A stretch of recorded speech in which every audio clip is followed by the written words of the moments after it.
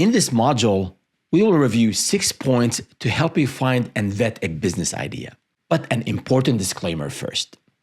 No matter how much you vet an idea, you can't absolutely determine if it's good or bad until you launch that business and see how the market responds to it. Even with a stellar idea, there are many factors that could lead to a business's failure.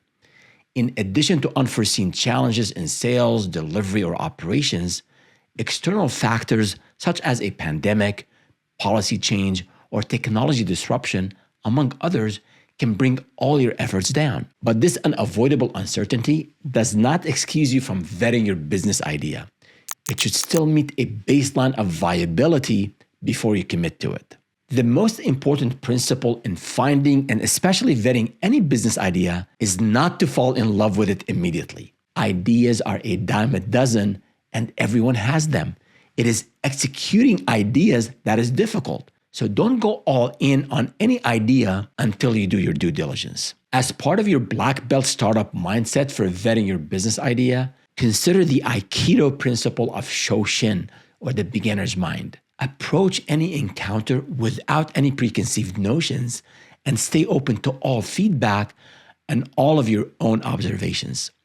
The 6 specific points I share with you in this video will help you evaluate your idea more carefully and poke holes in it before the market does it for you and you fail. Number 1, identify a problem and a solution.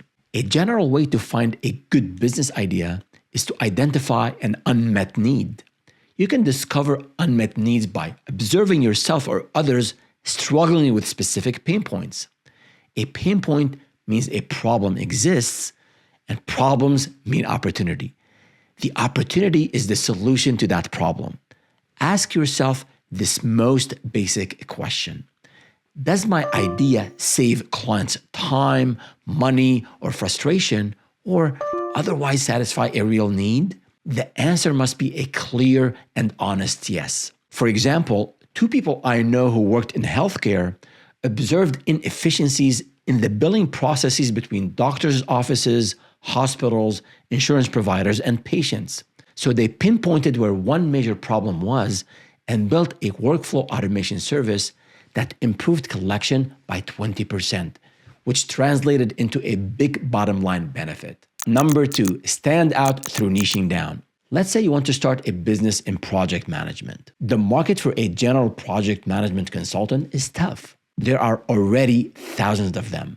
In the earliest stages of your venture, you can try to find clients within the broad market that is project management without any specialization, but understand you should stay alert for the first opportunity to niche down and become recognized for project management on a specific platform or for a specific vertical. For instance, if you have experience in the construction industry, you can plan to test that niche by including some messaging about this on your website.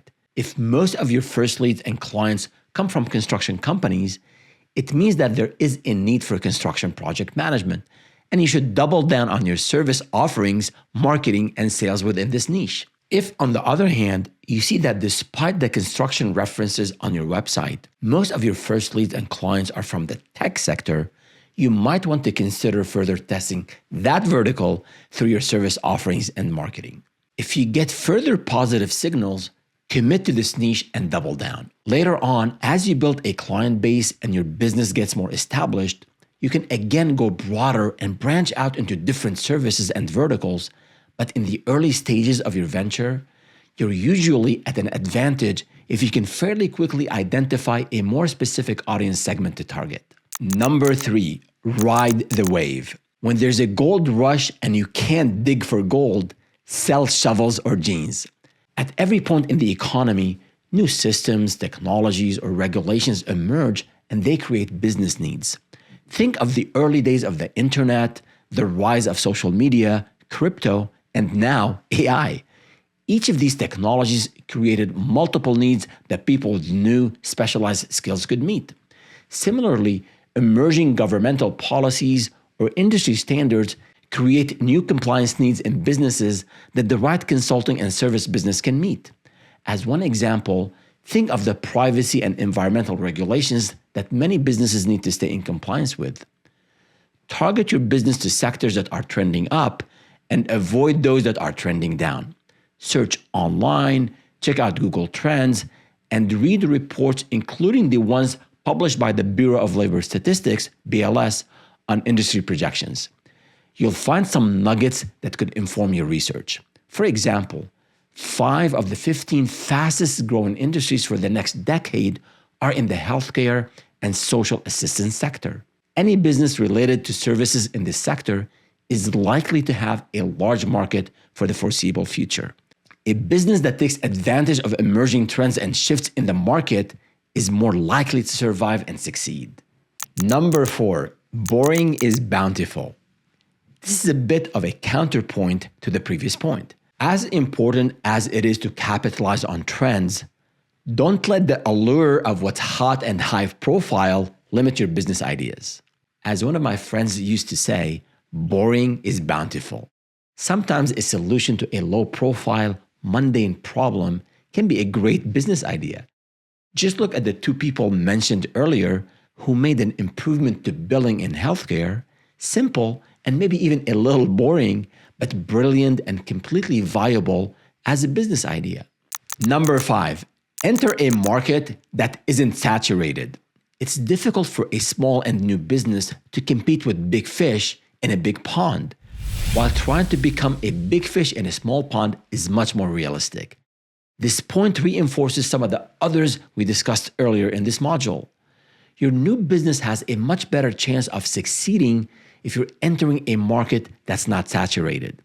Whether you have the first mover advantage in an emerging field, or you've identified an older field, such as in the medical billing example. And number 6, be part of an ecosystem. Another sign of a good business idea is that it leverages a bigger product or technology ecosystem and becomes a go-to resource for servicing that product or technology. Or consider the certified electrical specialist who recently came to my house to service our refrigerator. He's specializing in appliances from General Electric and building his business on a foundation of existing brand recognition. There are opportunities for new businesses to align with an established or emerging product or technology brand and offer services in areas such as strategy, implementation, training, optimization, maintenance, support, and upgrades. The company I started in 2003 eventually became one of the leading consultancies worldwide on Google Analytics. Not only was this platform a great foundation for a services business, but Google actively helped us find potential clients. More on this in the modules on marketing and sales. So if you can hitch your business to a bigger wagon, this is another sign that your business idea is a good one. Hope you now know how to start vetting your business idea. You can now review the questions in the business idea vetting worksheet. If you're unclear about your responses, or if your responses don't align with most of the principles outlined in this video, consider doing more research and possibly pursuing a different angle or even pivoting to a different track. In upcoming modules of the full course, we will talk about market research, nailing down your unique value proposition, your UVP, and writing out your actual business plan. See you next time, and go out and vet your business idea.